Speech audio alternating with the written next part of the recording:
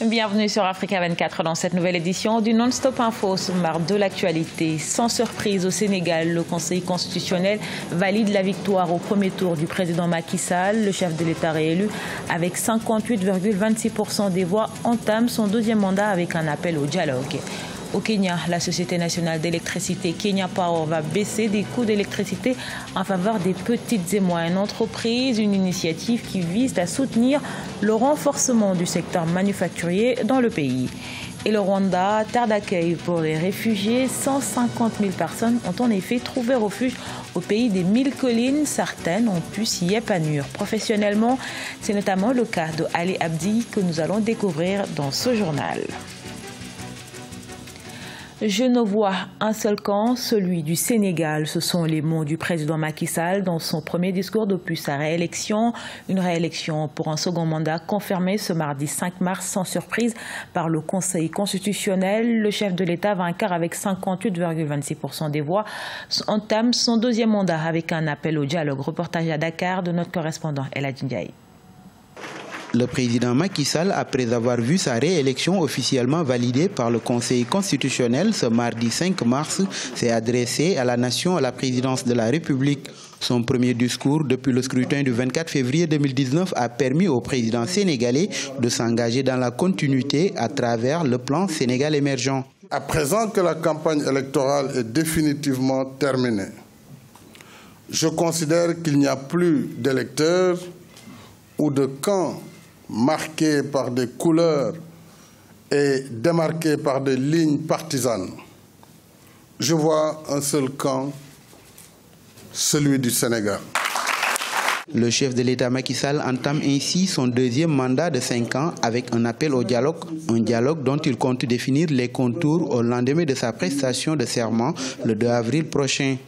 Mon rôle, c'est de nous rassembler autour des idéaux que nous partageons. C'est pourquoi je tends la main à toutes et à tous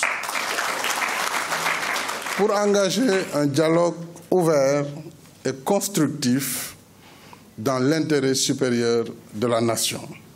Après son premier mandat de 7 ans, le président Sall, âgé de 56 ans, est donc réélu avec 58,26% des voix. Pour lui, ce nouveau contrat de confiance lui permettra, entre autres, d'accroître l'emploi des jeunes, de moderniser les infrastructures routières et de poursuivre sa politique sociale.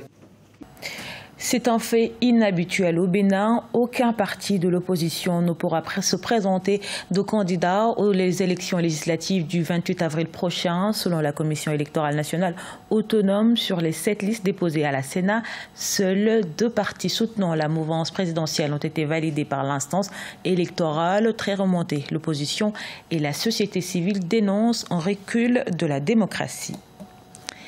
Et c'est l'une des conséquences de la non-participation de l'opposition aux élections législatives. La situation politique est tendue au Bénin face à cette crise préélectorale.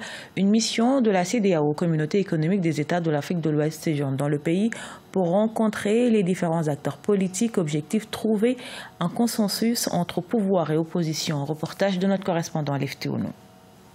La Communauté économique des États de l'Afrique de l'Ouest, CEDEAO, évalue le climat politique au Bénin. Ceci en prélude aux législatives du 28 avril 2019.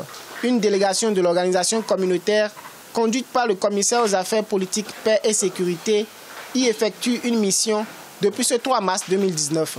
La délégation a déjà rencontré des institutions impliquées dans l'organisation des élections pour s'enquérir de la conduite du processus électoral.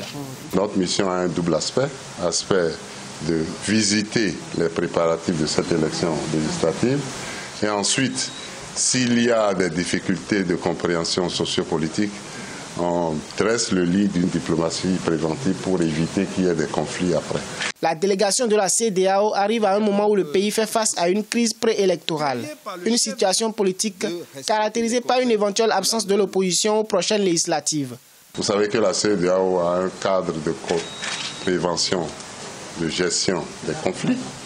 Et c'est ça qui fait que la paix règne un peu dans la sous-région. Les autorités nous ont rassuré que tout est mis en œuvre pour que ça se passe bien. Pour l'heure, les forces politiques de l'opposition sont exclues des législatives du 28 avril 2019 en raison de la non-obtention du certificat de conformité à la charte politique. une pièce non prévue par le code électoral, mais exigée par la Cour constitutionnelle le 1er février 2019. Alors qu'il attendait 2020 pour choisir son candidat à la présidentielle de 2021, le PNDS, parti au pouvoir au Niger, a basculé son programme. C'est donc le 31 mars prochain que la désignation de Mohamed Bazoum comme candidat pour la présidentielle de 2021 doit être confirmée lors d'un congrès d'investiture. Compagnon de route du président Mahamadou Issoufou depuis plus de 30 ans, Mohamed Bazoum est l'actuel ministre de l'Intérieur. Il a été officiellement désigné le 10 février au cours d'une réunion du comité exécutif national. C'est une bonne nouvelle pour les petites et moyennes entreprises au Kenya. La société Powerlance annonce la baisse des coûts de l'électricité en faveur des PME, une initiative qui vise à soutenir le renforcement du secteur manufacturier dans le pays. Elle concerne près de 17 millions d'entreprises. Nathalie Mon.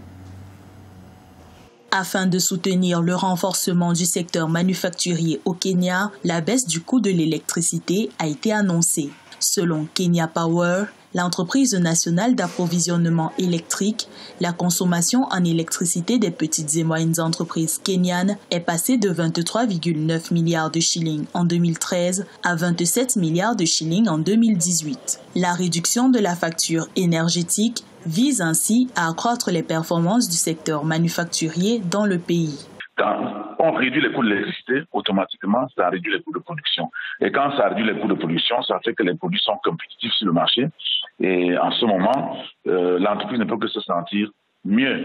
Au Kenya, des observateurs estiment que le coût et la qualité de l'énergie électrique seront bientôt relégués au second plan des difficultés des petites et moyennes entreprises.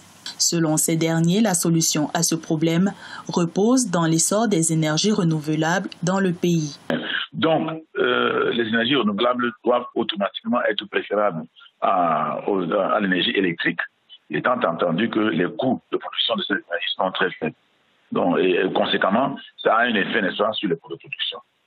Le Bureau national des statistiques du Kenya a recensé plus de 17 millions de petites et moyennes entreprises en 2018. Celles-ci payent actuellement 21,95 shillings par unité d'énergie électrique avec une consommation plafonnée à 5000 kWh par mois. Son parcours a été semé d'embûches, mais il n'a jamais perdu espoir, fuyant les atrocités de la guerre en Somalie. Ali Abdi fait partie des 150 000 réfugiés actuellement au Rwanda, un terre d'accueil favorable qui lui a permis de s'essayer aux affaires, et cela lui réussit plutôt bien. Son portrait avec Cheikh Omar Bandaogo. Pour Ali Abdi, elle est loin l'époque où sa vie était en permanence en danger du fait de la guerre dans son pays, la Somalie. 20 ans qu'il a fui les conflits. Aujourd'hui, il ne lui manque plus que la nationalité pour se sentir entièrement rwandais. Sinon, dans sa vie de tous les jours, ce pays qu'il a accueilli comme réfugié est le sien.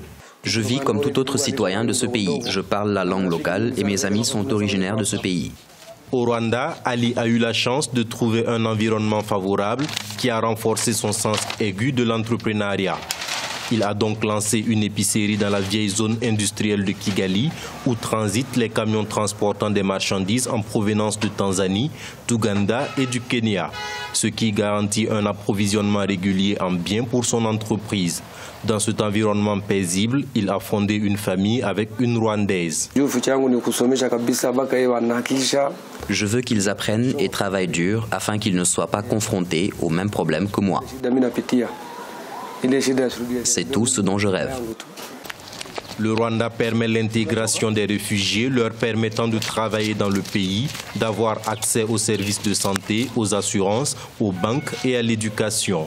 Le pays héberge actuellement plus de 150 000 personnes réfugiées, dont environ 12 000 dans des centres urbains comme Kigali.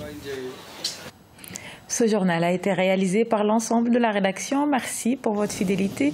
Retrouvez dans un instant une nouvelle édition de l'actualité sur Africa 24.